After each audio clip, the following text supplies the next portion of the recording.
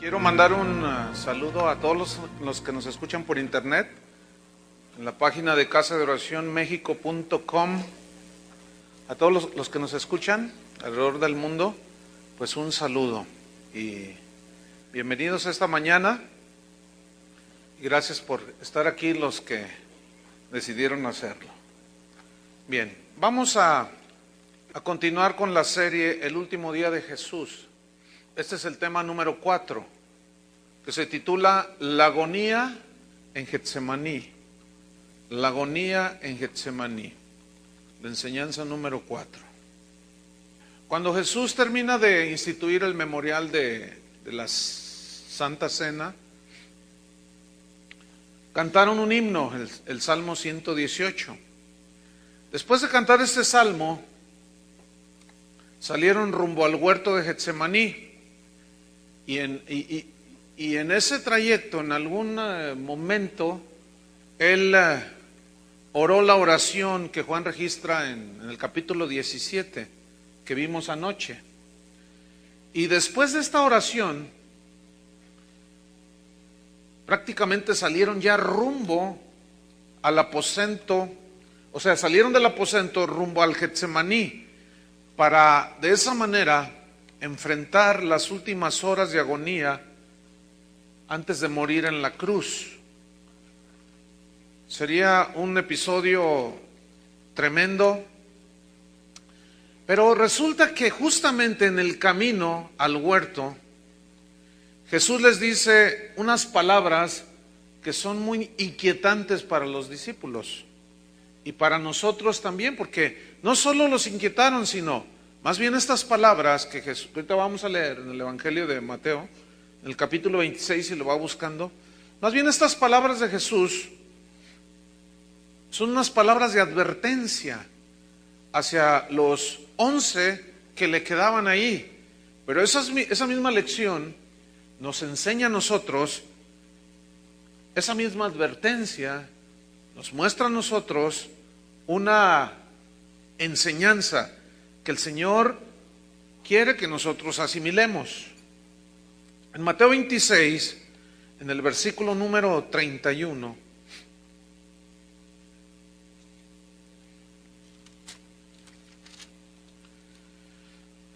vamos a tomar aquí estas palabras.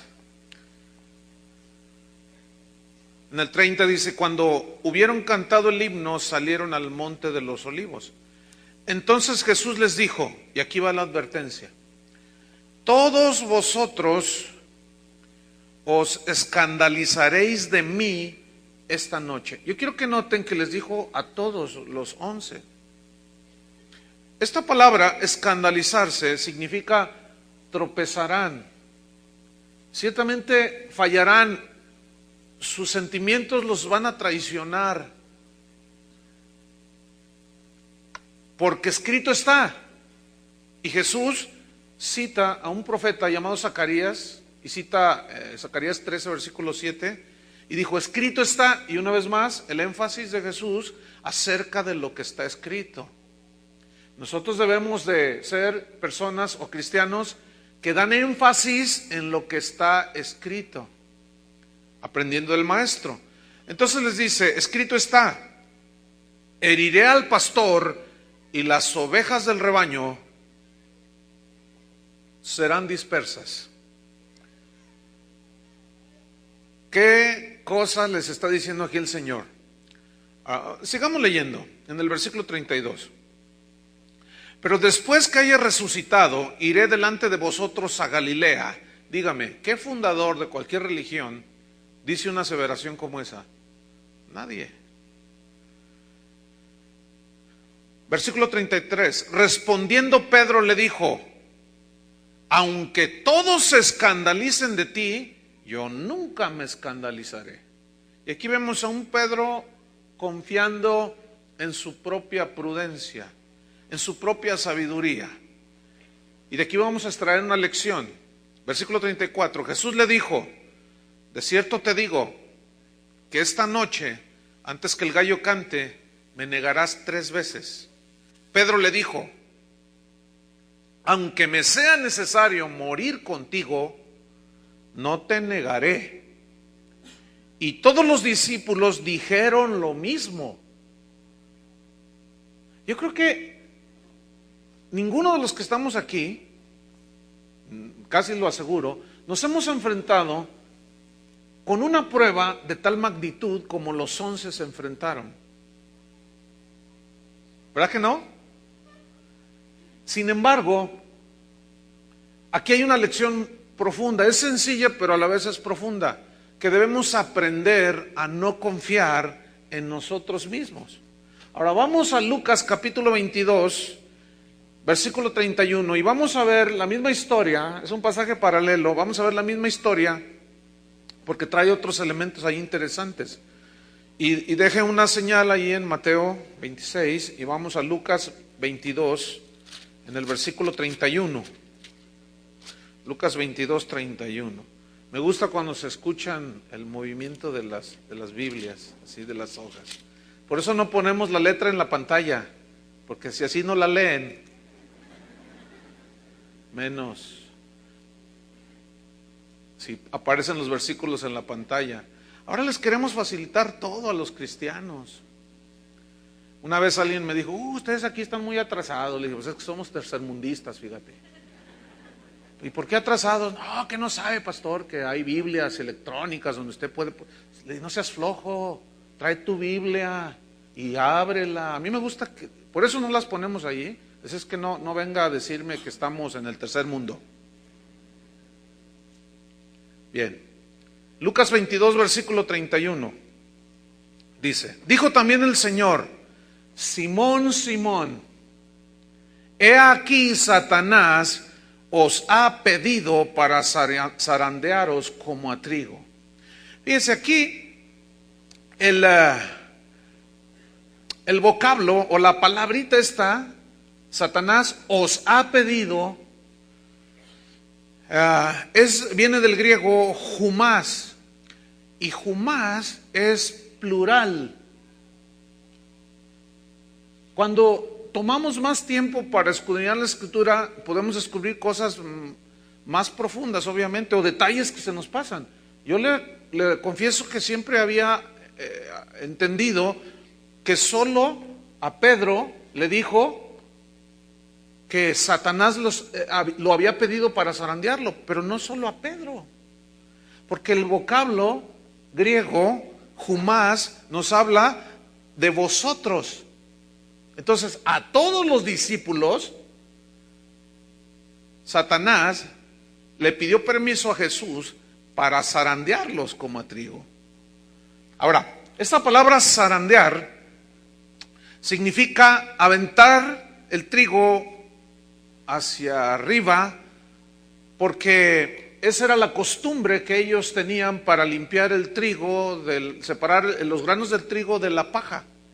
Aprovechaban los vientos, entonces ellos sacudían, golpeaban en el suelo y luego tiraban, lanzaban al aire las espigas, entonces la paja volaba y caía el grano, entonces ya lo recogían.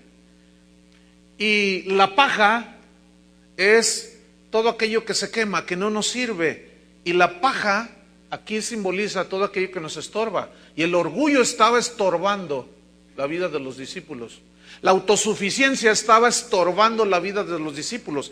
Por eso el Señor permite que a veces seamos zarandeados, para despojarnos de la paja que el Señor no desea. Él quiere el grano.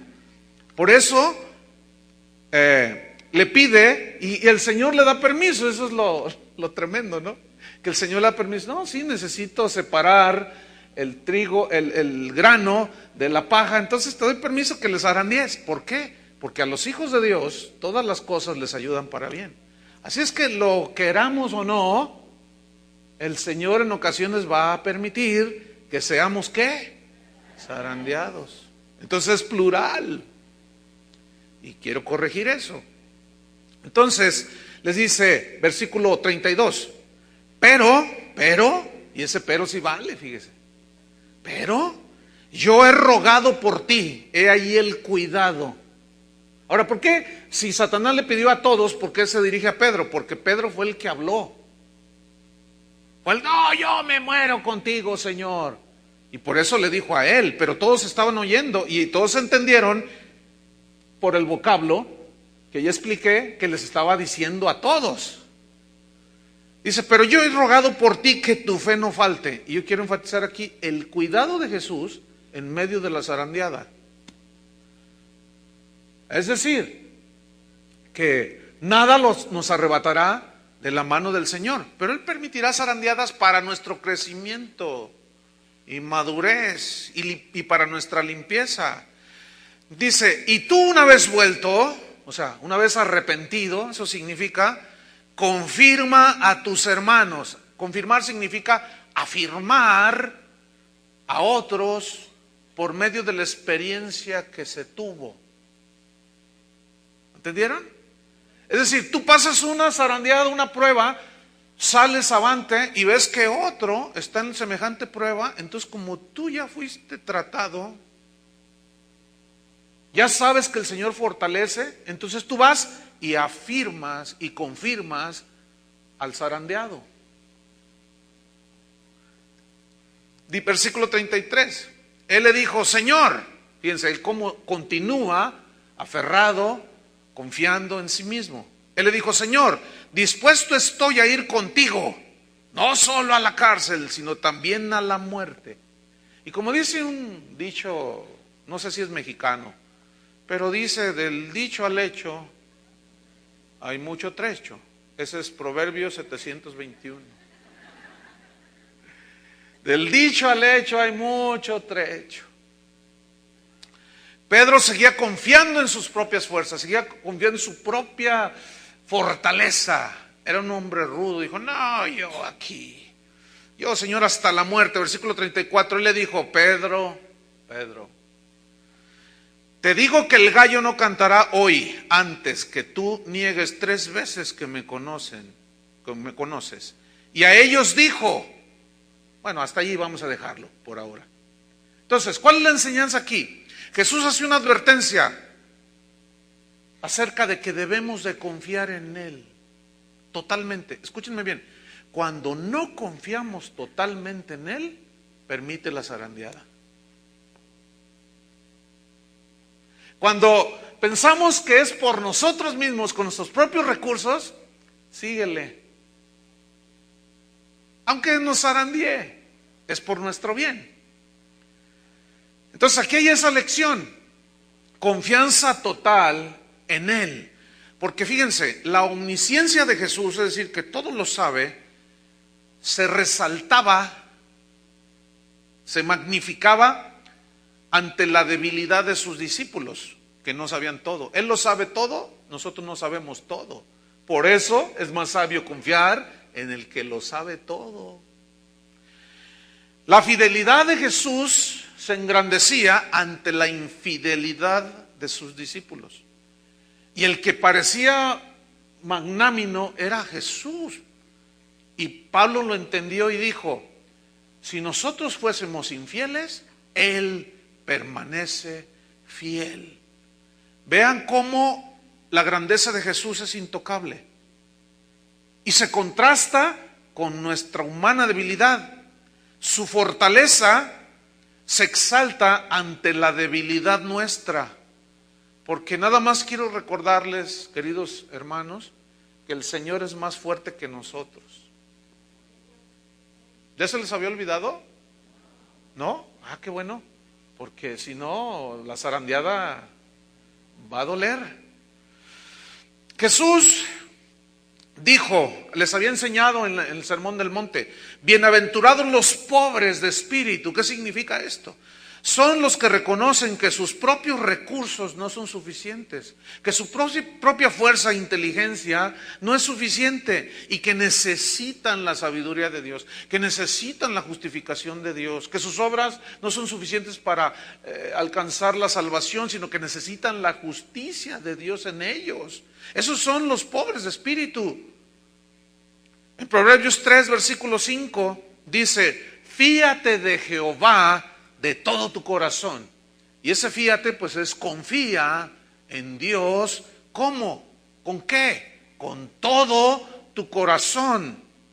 Pero luego añade el Proverbio 3, versículo 5. Y no te apoyes, no te agarres, no descanses en tu propia prudencia. Y prudencia viene del hebreo biná, que significa entendimiento. Entonces, no te apoyes en tu propio entendimiento. No te apoyes, significa también biná, inteligencia. No te apoyes en tu propia inteligencia, porque recordemos que no se nos olvide, Dios es súper, no se puede comparar. Él es muchísimo más inteligente que nosotros. Biná significa también sabiduría. En otras palabras, no te confíes, no te apoyes en tu propia sabiduría. ¿Cuántas veces decimos, no, es que yo lo voy a hacer? Y tenemos un cliché, decimos, no, pues en el nombre de Jesús, y yo voy a hacer para demostrar que yo sí puedo. ¿A quién le vas a demostrar que tú sí puedes? ¿A Dios? ¡Ay! Se va a maravillar Dios. Va a decir, ¡ay! Estoy apantallado. Estoy maravillado de ver que este sí pudo con él mismo. Hermano, es imposible. Fíjate lo que decía San Pablo en 2 a los Corintios. Abran su Biblia allí. 2 a los Corintios 12, 8. Vamos a notar cómo los discípulos de Jesús, como Pablo, como Pedro después, ya, él aprendió la lección. La zarandeada no le ayudó, la zarandeada, Y si hemos de necesitar una zarandeada, pues el Señor ya rogó que nuestra fe no falte. Amén. Así es que algunos tal vez lloraremos, pero va a ser para bien. 2 Corintios 12, versículo 9. Acuérdense que él le había sido dado un aguijón, que lo tenía ahí tirado.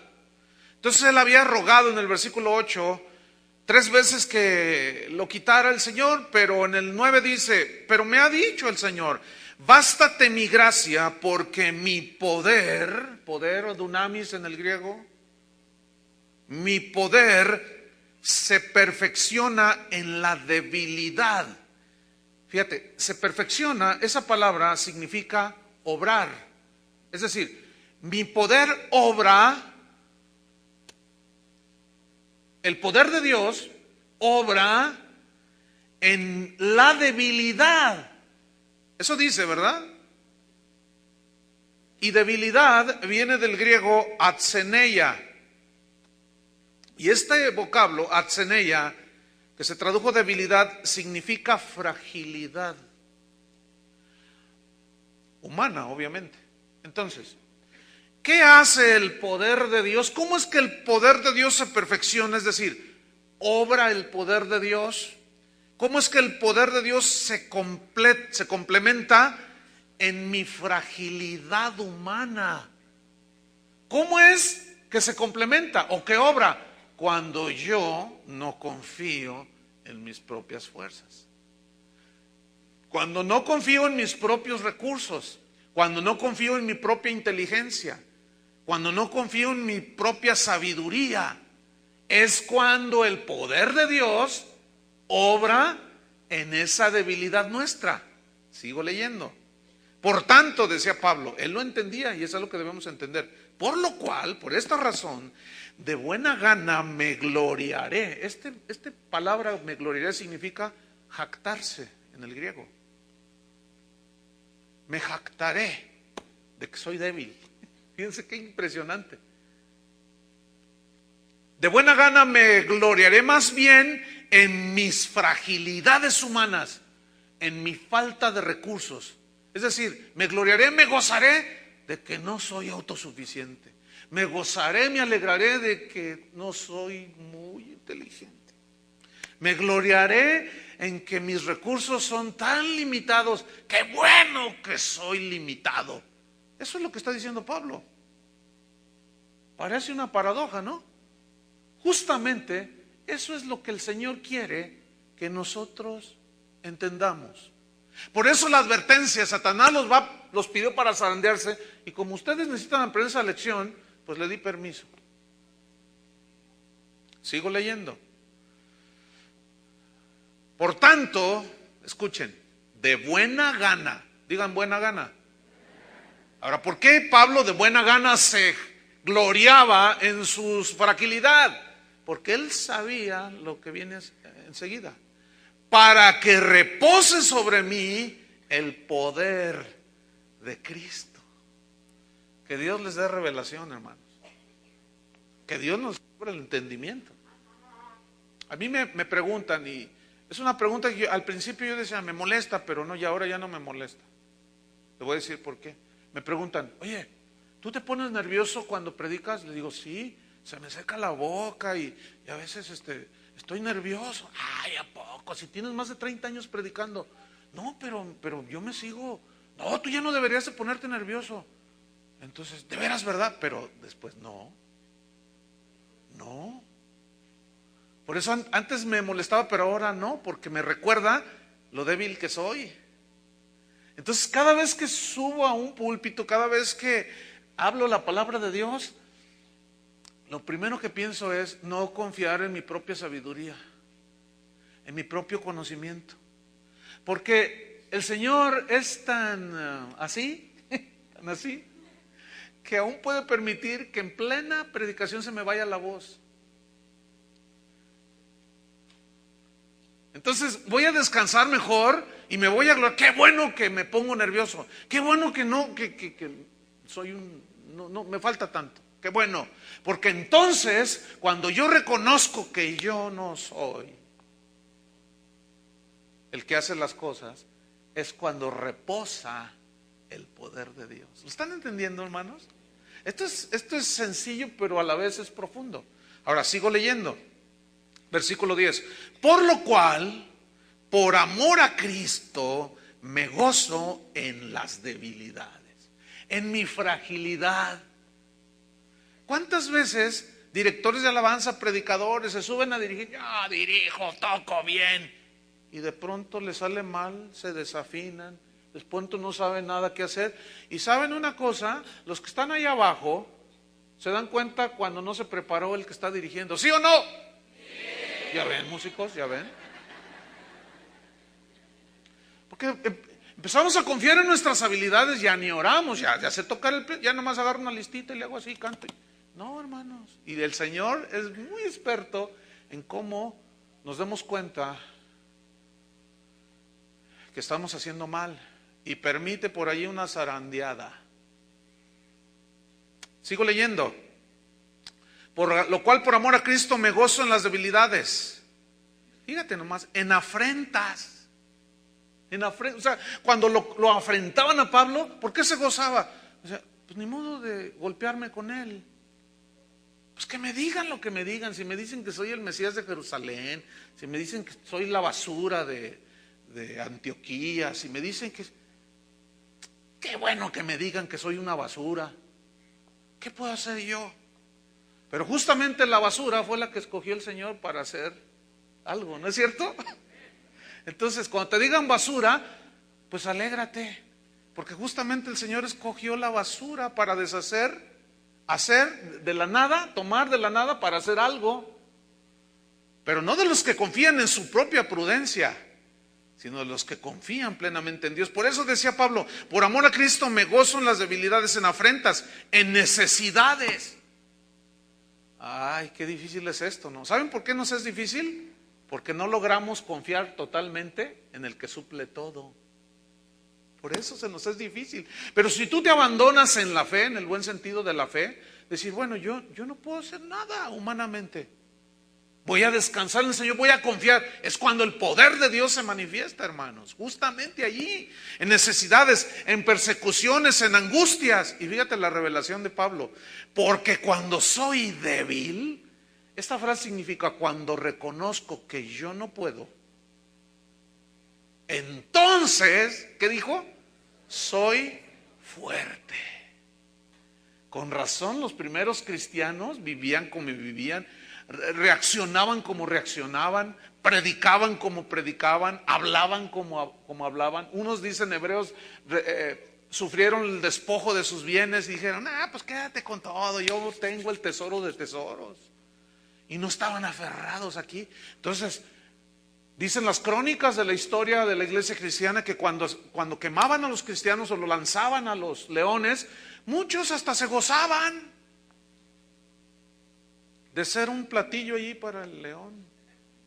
¡Qué increíble! Y ellos eran de los que decían, si Dios me puede librar de la boca del león, y si no me libra, pues que provecho al león. O sea, ellos era lo que los hacía fuerte, hermanos. ¿Qué es lo que nos hace fuerte? La fe, la confianza en el Señor. Y ahí está esa enseñanza tremenda, hermanos. Mateo 26, ahí vamos a hacer como un paréntesis, pero ahí está esa advertencia y la enseñanza. Vamos a Mateo 26, vamos a ver la agonía de Jesús. Mateo 26, versículo 36.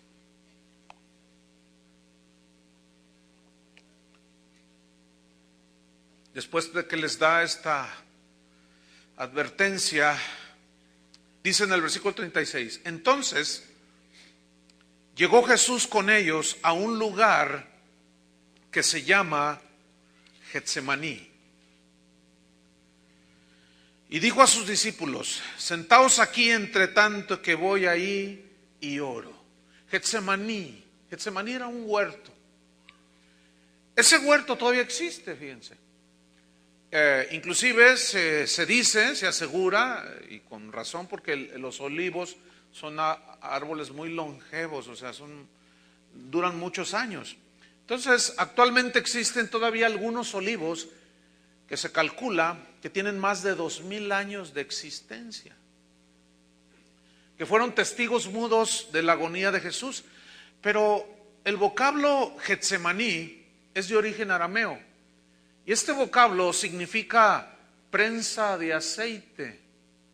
Es decir, que era el mecanismo que usaban para triturar las aceitunas y de ahí extraer el aceite. Por eso Getsemaní, que era un huerto, allí mismo tenían los implementos y prensaban las aceitunas para extraer el aceite. Y esto habla de la agonía de Jesús. Fíjense qué interesante. Justamente ahí Jesús se reunía a menudo con sus discípulos. Y este nombre, bueno, tiene mucho sentido porque Jesús sabía que iba a ser triturado, azotado, molido por nuestros pecados. Y fíjense, justamente de ahí, de ese moler las aceitunas, sale el aceite de oliva que se usaba en aquellos tiempos para ungir a los reyes, a los sacerdotes y a los profetas. Era también un símbolo del Espíritu Santo. Era también un símbolo cuando ungían a los enfermos con aceite. O sea, sale algo bueno. Y de ese momento de agonía iba a producir la vida eterna. Qué increíble, ¿no? Entonces, Jesús, sabiendo este significado y todo, pues la verdad tiene mucho sentido aquí. Y yo quiero decirles que este pasaje, hermanos, es uno de los pasajes más conmovedores de las Escrituras. Es uno de los pasajes inclusive más misteriosos en la Biblia. ¿Por qué misteriosos? Voy a tratar de explicar, que Dios nos ayude a explicar y otros a entender. Mire, es misterioso porque justamente aquí en este pasaje podemos ver al Jesús divino mostrando toda su humanidad. Ahí está. Jesús mostró a través de sus 33 años de vida que era totalmente humano. Y hay unas paradojas en la vida de Jesús que nos enseñan cómo Él, siendo el eterno Hijo de Dios, se despojó a sí mismo, no de su divinidad, sino de su posición, y tomó forma de hombre, dice Pablo a los filipenses. Y mostrando toda su humanidad, se fatigó. llegó cansado y se sentó junto al pozo y habló con una mujer en Samaria, ¿se acuerdan? El que se fatigó, paradójicamente, había dicho: venid a mí todos los que estáis trabajados y cansados. O sea, el Dios incansable en su humanidad se cansó. El Dios que no tiene ninguna necesidad en su humanidad tuvo hambre. Sin embargo, Él es el pan de la vida. Qué paradojas, ¿no? Tuvo sed. Y Él es el que nos dijo: el que tenga sed venga y beba gratuitamente. Él es el que sacia nuestra sed. Y sin embargo, el Dios Todopoderoso, que no tiene ninguna necesidad, en su humanidad manifestó sed. Qué increíble. Ese Dios que es un Dios lleno de gozo, de alegría, que nada no lo conmueve, sino nada altera esa paz, porque es el Dios de la paz. Ese gozo, porque es el Dios del gozo. Nada altera el estado de ánimo de Dios. Pero en su humanidad, Jesús lloró sobre Jerusalén. Lloró ante la tumba de Lázaro. Y ese es el que seca nuestras lágrimas. Tuvo que ser el Hijo de Dios, hecho hombre, semejante a nosotros, para entonces poder entender al ser humano. Eso a mí me vuela el entendimiento, se me escapa. Ese Dios creador del universo, qué increíble, que hizo el cielo, las estrellas. Anoche, ¿no vieron la luna? Aunque hay uno que otro lunático por ahí. Yo llegué a mi casa y vi un resplandor no muy común, y como estaba muy oscuro, estaban fundidas las lámparas, miré al cielo y qué maravilla de espectáculo, qué luna tan hermosa. Pues fíjate, el Dios que hizo todo el universo, en su humanidad no tenía dónde recostar su cabeza. A ver, explícalo. Sin embargo, es el que suple todas nuestras necesidades y nos da un techo donde vivir. ¿Cuántos tienen un techo donde vivir? Aunque sea de cartón. Maravilloso. Cristo fue humano en toda la extensión de la palabra, excepto que no tuvo que ver nada con el pecado, hermanos. Esa es la gran diferencia entre Jesús y cualquier otro maestro religioso, cualquier otro guía espiritual. Esa es la gran diferencia. Leamos Hebreos capítulo 4. Deja una señal aquí en Mateo y vamos a Hebreos capítulo 4. En el versículo número 15.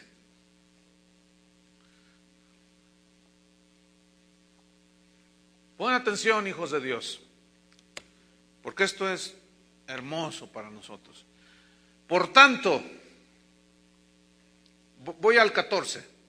Teniendo un gran sacerdote que traspasó los cielos, Jesús el Hijo de Dios, retengamos nuestra profesión o nuestra confesión. Versículo 15. Porque no tenemos un sumo sacerdote que no pueda compadecerse de nuestras debilidades. Es la misma palabra, atseneia. De nuestra fragilidad humana. No tenemos ese sacerdote, hermanos.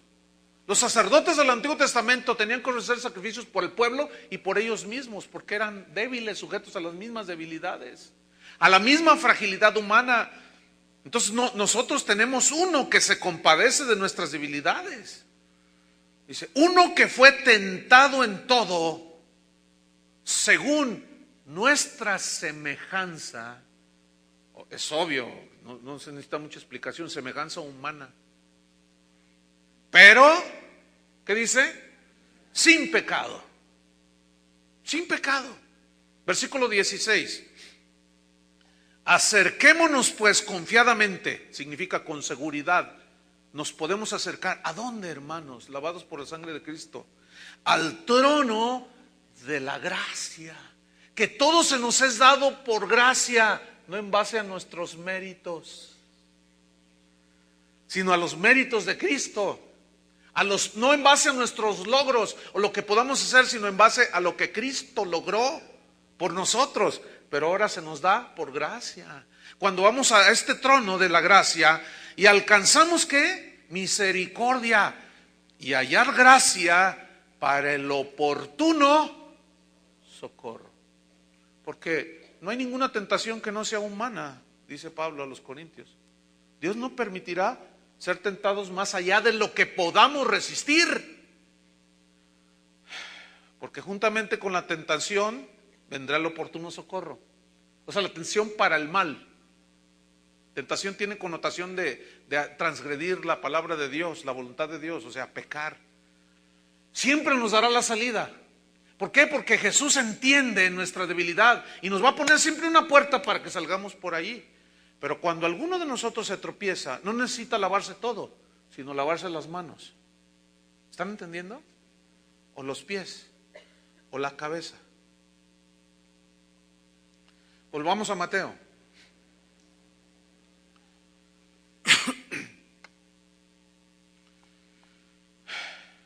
Dice el versículo 37 del capítulo 26 de Mateo. 26:37. Y tomando a Pedro y a los dos hijos de Zebedeo, Juan y Jacobo, comenzó a entristecerse y a angustiarse en gran manera. Ponen mucha atención. El vocablo entristecerse viene del griego lupeo. Esta palabra significa afligirse. Pero esta aflicción habla de un padecimiento profundo en la humanidad, o sea, corporal, pero también era psicológico y era espiritual. O sea, como Dios en su naturaleza divina, Él no tenía ninguna alteración. Pero en su humanidad, Él comenzó a afligirse en gran manera. Su ser, su cuerpo, su alma comenzó a sufrir. Porque dice que comenzó a entristecerse y a angustiarse en gran manera. Esa frase en gran manera habla de una profundidad. Algo profundo, una profunda aflicción y angustia. Esta palabra angustiarse viene del griego ademoneo, que significa sufrir en la mente. Había un sufrimiento psicológico, mental, moral en la mente humana de Jesús. A ver si alcanza a captar la división entre la divinidad de Jesús y su humanidad. Cuando Él caminó sobre las aguas, ¿cómo lo hizo? ¿Como hombre? Mostró su divinidad. Cuando se sentó cansado del camino, ¿qué estaba demostrando? Su humanidad. Cuando multiplicó los peces y los panes, ¿qué estaba demostrando? Su divinidad. Cuando se estaba angustiando en gran manera, ¿qué estaba demostrando? Su humanidad.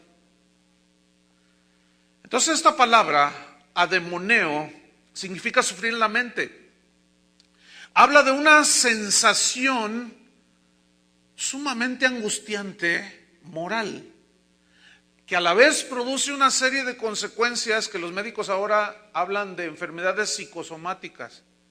Es decir, que son presiones mentales, psicológicas, pero que se manifiestan con dolores corporales. Es así como la gente dice, ay, me duele mucho la cabeza, tengo esto, me duele acá. Y concretamente habla de que este dolor, esta angustia, producía un dolor abdominal severo, como una presión. Entonces la persona que está así va con el médico y el médico le pregunta, ¿qué siente? Dígame. Entonces, no, pues siento así, me duele aquí, me duele acá. Entonces te empieza a hacer todo la revisión y te dice, no, ¿sabe una cosa? Usted no tiene nada. Usted está estresado, dicen ahora. Estrés significa presión. Usted está presionado por algo. A eso alude. Entonces, él comenzó a sentir esos dolores en su humanidad. Escuchen. Pero había más, era un dolor físico que no solo provocaba ese tipo de dolor, sino provocaba un mareos, provocaba ansiedad. Y la ansiedad es una agitación que a la vez produce una tensión emocional muy fuerte. Fíjese lo que viene en el versículo 38. Entonces Jesús les dijo: mi alma está muy triste hasta la muerte. Quedaos aquí y velad conmigo.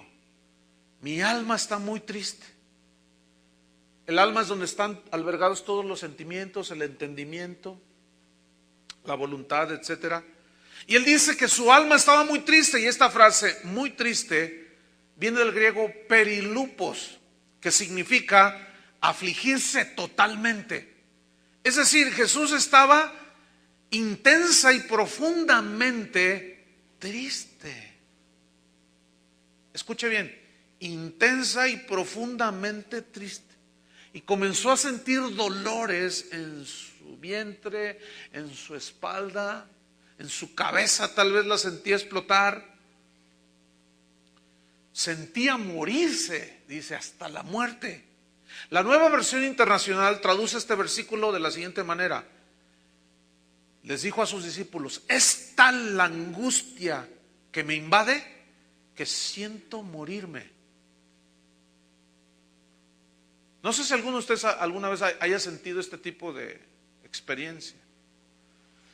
La versión Dios habla hoy lo traduce de esta manera: tengo una tristeza de muerte. Y en esa profunda tristeza y dolor les dice: velad conmigo, apóyenme en oración. ¿Y qué hicieron los discípulos? Se durmieron. Miren, seguramente ellos querían, pero estaban cansados. Había sido toda una noche, todo un día de preparar la Pascua, de decir me van a traicionar. Emocionalmente también ellos estaban muy cargados. Emocionalmente también estaban ellos angustiados y tristes. Y luego les dice: me van a matar. Por eso Pedro, en esa angustia, regañó al Señor y dice: que no te acontezca esto. Y todavía más, dice: quítate delante de mí, Satanás. O sea, también hay que entender que nosotros como seres humanos, cuando estamos bajo presión, somos débiles, hermano. Por eso debemos de ir aprendiendo poco a poco a confiar en el Señor en medio de la presión. Ahora, ¿por qué Jesús tuvo que sufrir esto? Para identificarse con nosotros, para que ahora, como sus hijos, Él nos dé la salida, la ayuda, nos tienda la mano, si confiamos en Él. Si no, usted se va a quedar hundido. ¿Por qué mucha gente se suicida? ¿Por qué muchos, aún profesándose cristianos, llegan a tener pensamientos de suicidio? Es inconcebible. La respuesta es muy simple, hermanos: porque no han aprendido a confiar plenamente en Dios. Dicen que sí, pero a la vez no descansan y dejan que esa ansiedad, esa perturbación, los hunda en la depresión e inclusive dejen al Señor. Pero si son verdaderos hijos de Dios, el Señor ya oró que tu fe no falte. Y aún tocando fondo, de ahí el Señor nos puede levantar. ¿A cuántos ha levantado así? O sea, seguimos siendo débiles, hermanos. Pero también está el otro lado, la enseñanza de Jesús. Confía plenamente. ¿Creéis en Dios? Creed también en mí. En el mundo tendréis aflicción, pero confiad. Eso es lo que está diciendo aquí. Enseñando, confiad.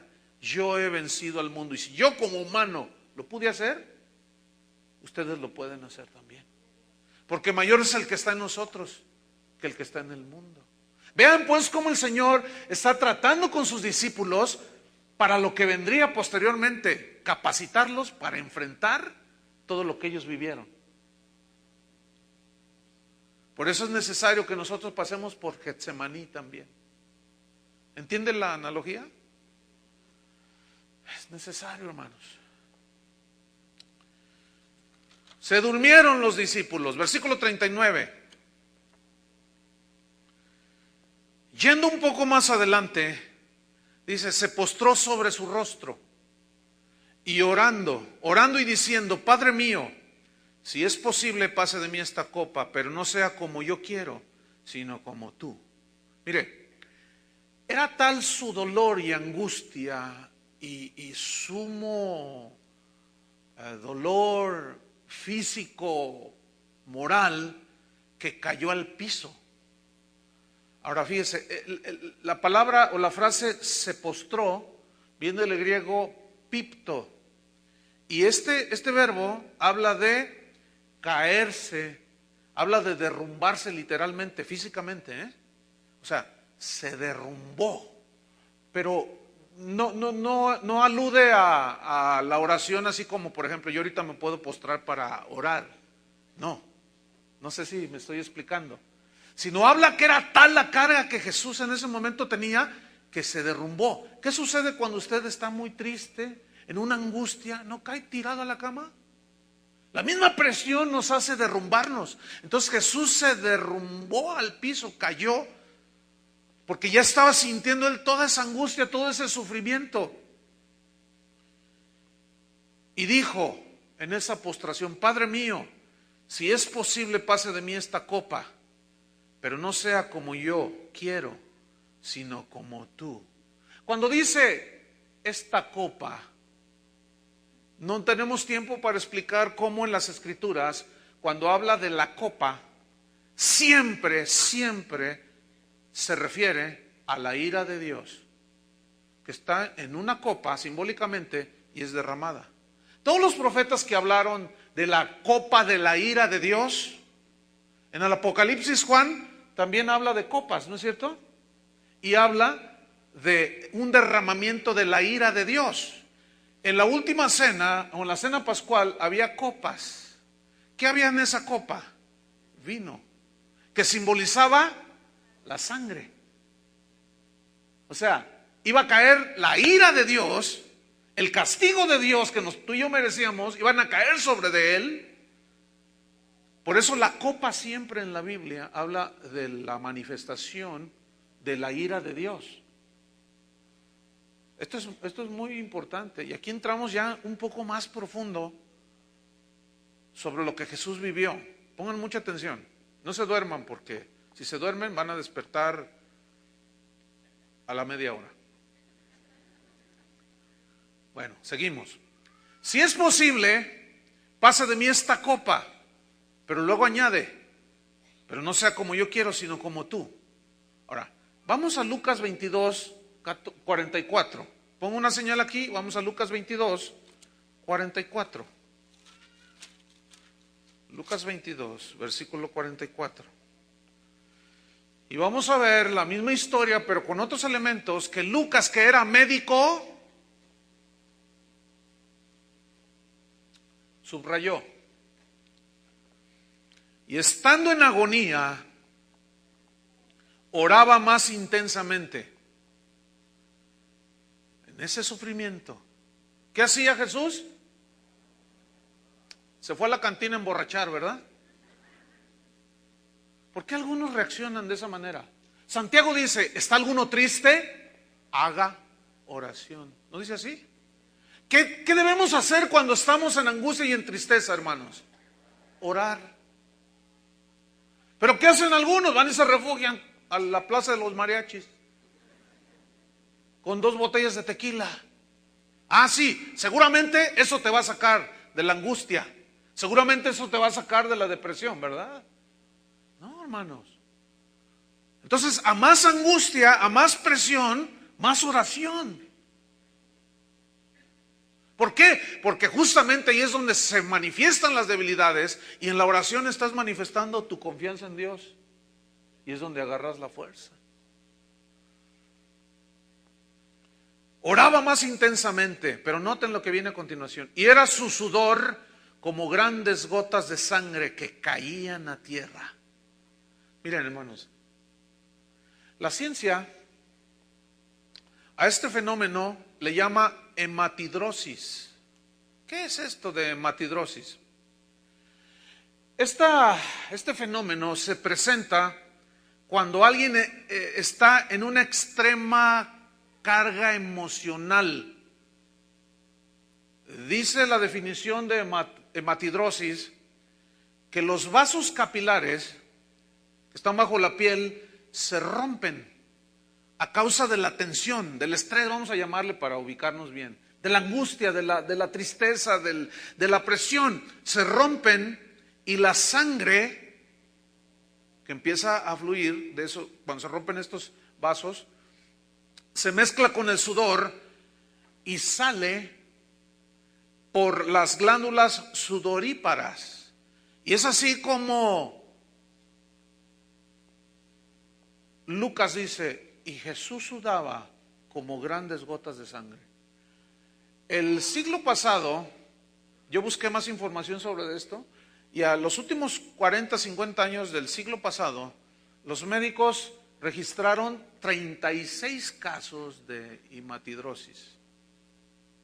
Hematidrosis. Es decir, de gente que estaba en alguna angustia tal que se presentó este fenómeno. Fíjese, aquí yo debo decir algo.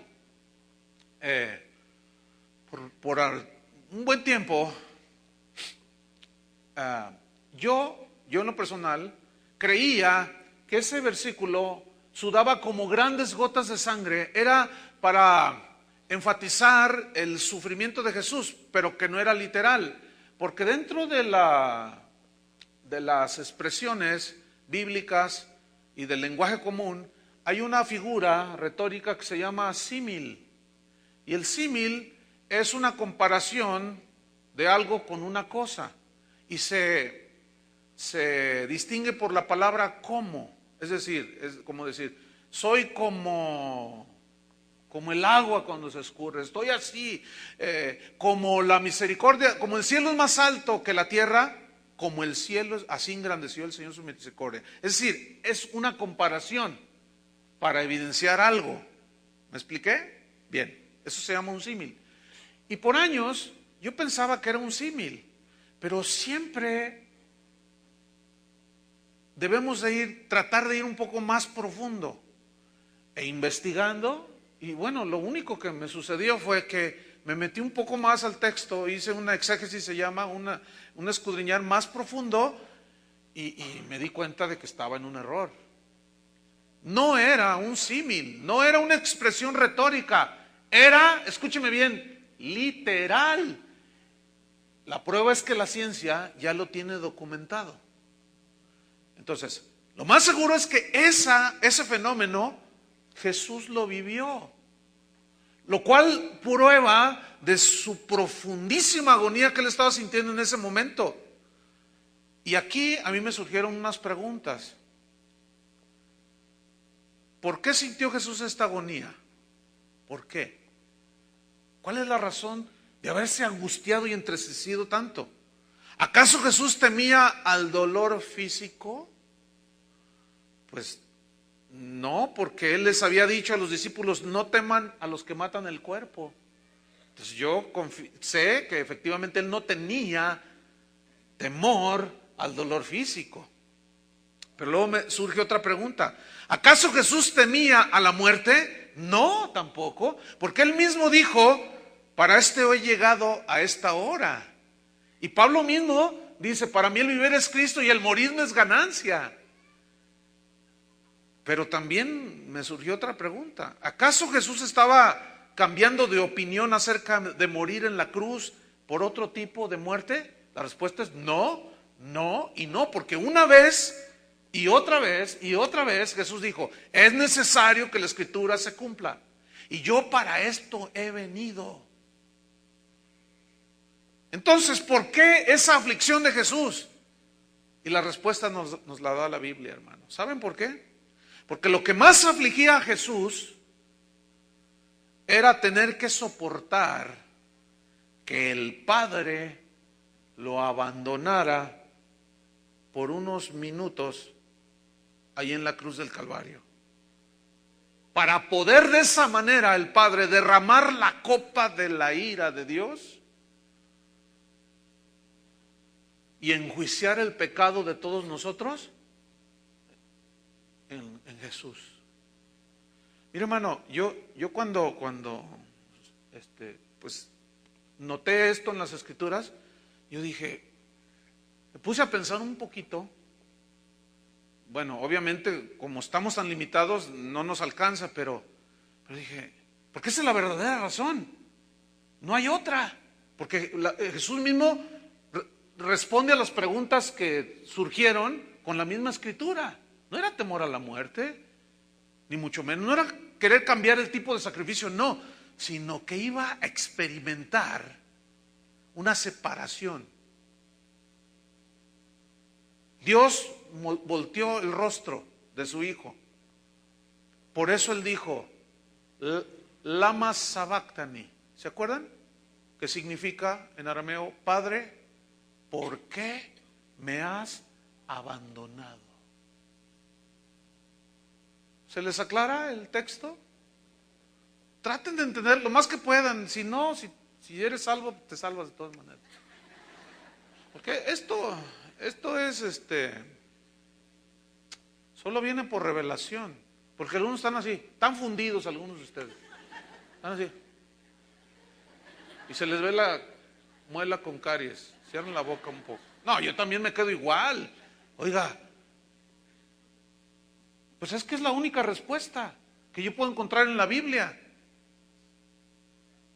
¿Por qué? Porque, entonces, bueno, la reflexión era esta.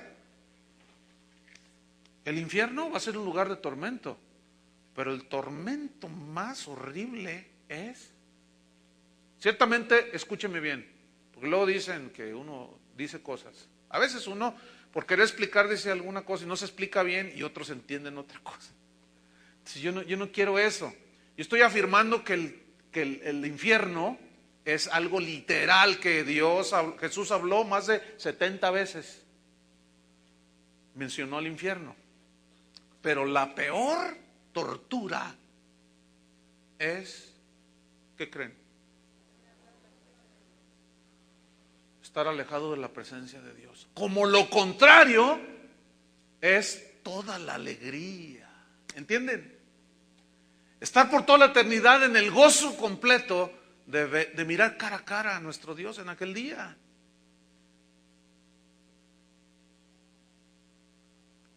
Qué increíble. Entonces esto era lo que más afligía a Jesús. Segunda de Corintios 5:21, Pablo dijo lo siguiente. Segunda de Corintios 5:21. Imagínate, en la oración de Jesús, en el capítulo 17 de Juan, mientras buscan Segunda de Corintios, que estudiamos anoche, Juan 17, glorifícame con la gloria que tuve contigo antes de que el mundo fuese, antes cuando yo vine, que dejé allá. O sea, yo quiero estar otra vez. Ahorita estaba limitado a un cuerpo humano, pero miren, hay que tratar de hacer bien la distinción.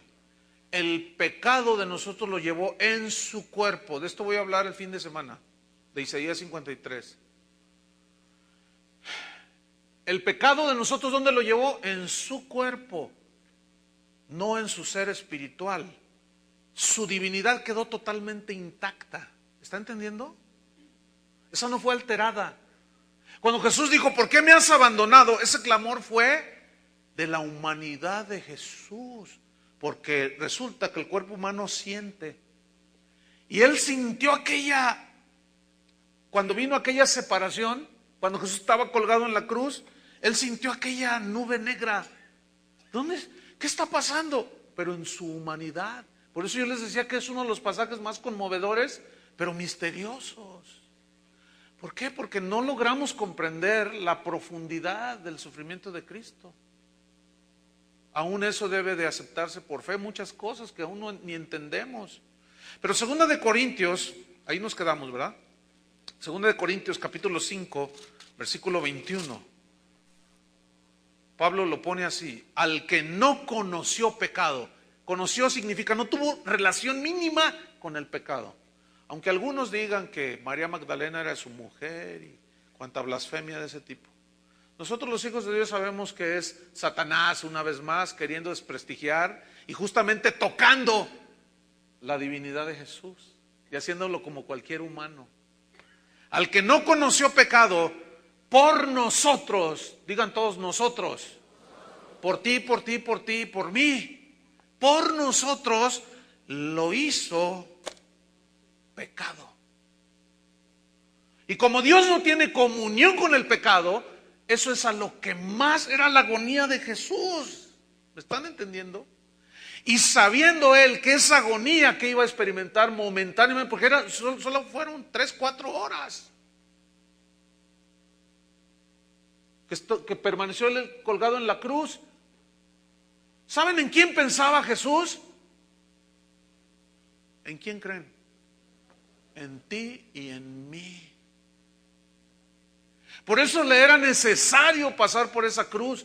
Por eso le era necesario que esa copa de la ira de Dios fuera derramada sobre él. Pero él pensando en ti y en mí.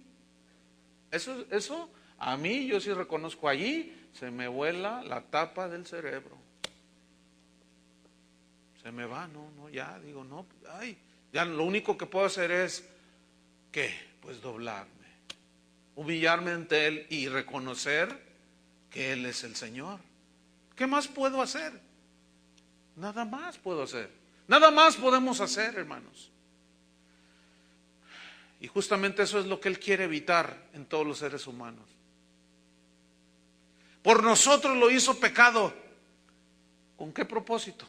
Para que nosotros fuésemos hechos justicia de Dios en él. ¿Qué significa esa frase? Hechos justicia de Dios en él. Que como el pecado merece castigo, y Dios es un Dios justo, Él no tiene por inocente al culpable, sabiendo que nosotros no podíamos pagar por nuestros propios pecados, tuvo que Él proveerse de un cordero. Como cuando Dios le pidió a Abraham que le sacrificara a su hijo.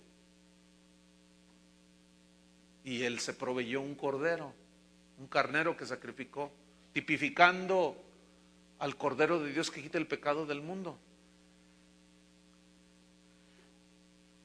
Entonces, como el pecado merece castigo, y Dios nos amó tanto que envió a su Hijo en nuestro lugar para recibir el castigo que tú y yo merecíamos.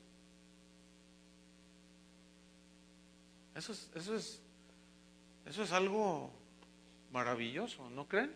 Profundo. Por eso la agonía de Jesús. Entonces Él no estaba rehuyendo o rehusando morir en aquella cruz. No, para nada. El sometimiento a la voluntad del Padre era incondicional de parte de Jesús. Porque en ese mismo versículo Él dijo, pero no se hagan como yo quiero, sino como tú. ¿Saben qué significa eso? Negarse a sí mismo. ¿Y qué dijo Jesús respecto a sus verdaderos discípulos? El que no toma su cruz,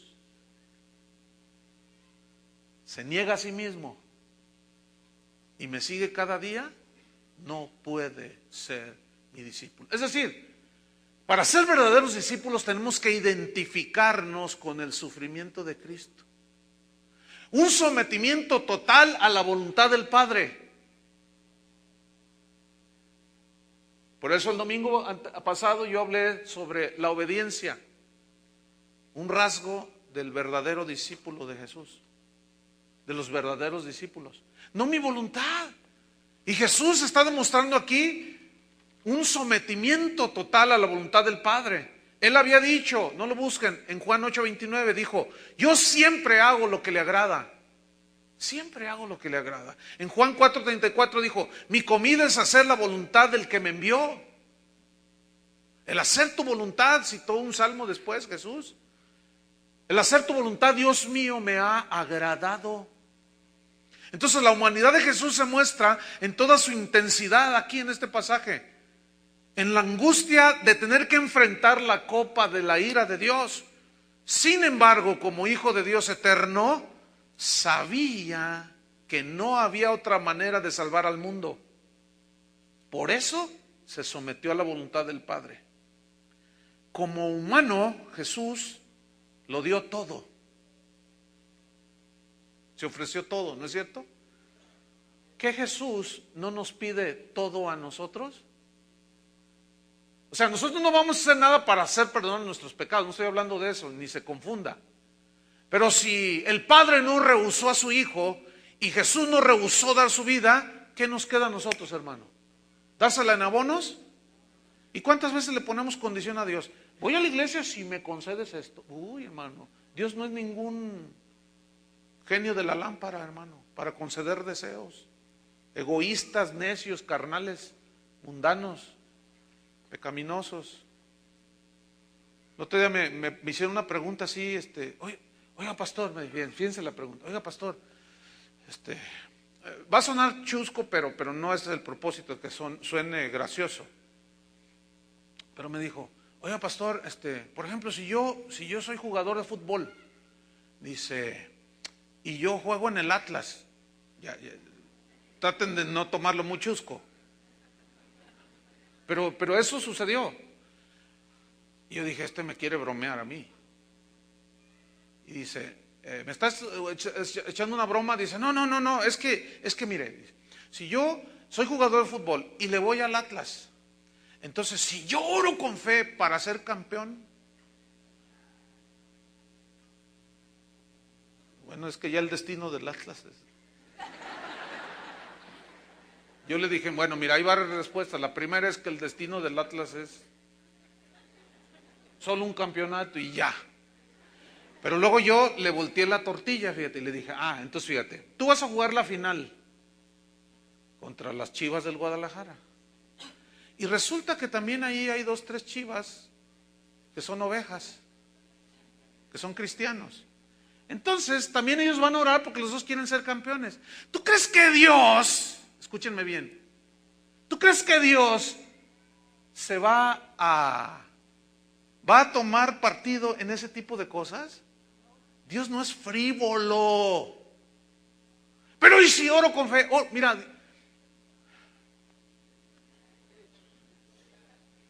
y así existe de frivolidad dentro del cristianismo, hermanos.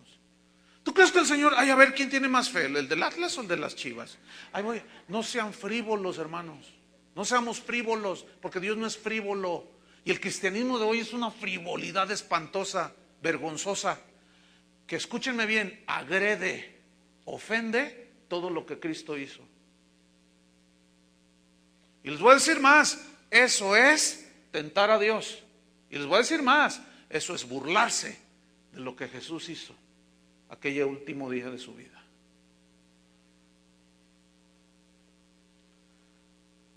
Y les voy a decir más.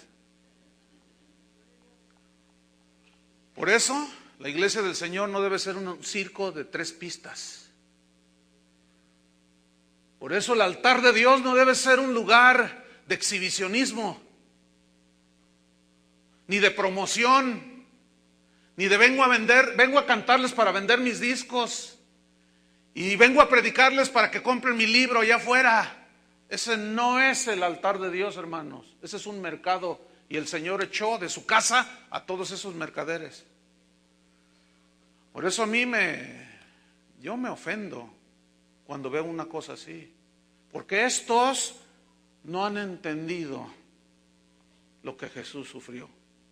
¿Tú crees que Él sufrió todo eso para venir nosotros a hacer payasadas al púlpito y entrar en motocicleta hasta acá?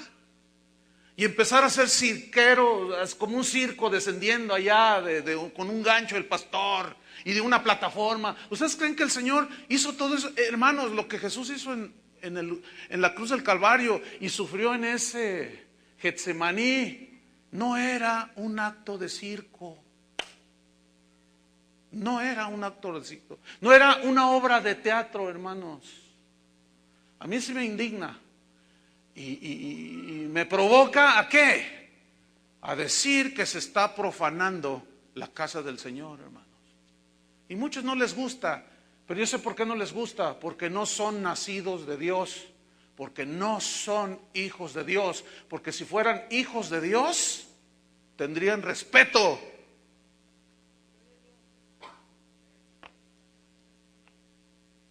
Tendrían respeto por la casa de Dios.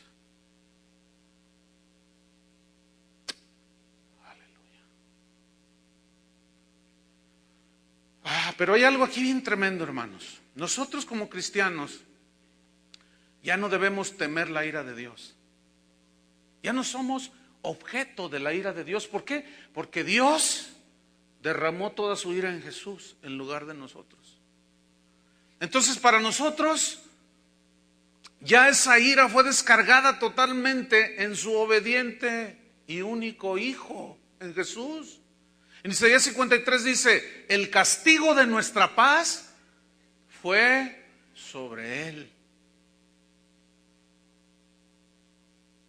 Para que tú y yo tuviésemos paz. El castigo de nuestra paz fue sobre Él. Y por su llaga fuimos nosotros curados. Y vámonos sobre el final, hermanos. Mateo 26. Y luego tendremos un receso. Mateo 26, versículo 40.